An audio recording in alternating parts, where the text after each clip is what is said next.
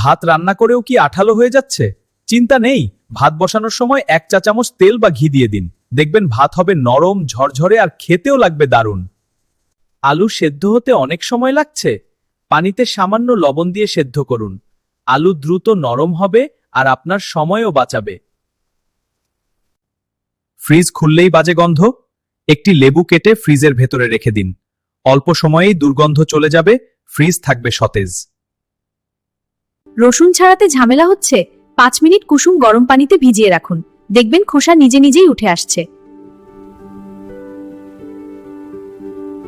চা কাপে দাগ পড়ে গেছে? সামান্য বেকিং সোডা আর পানি মিশিয়ে ঘষুন।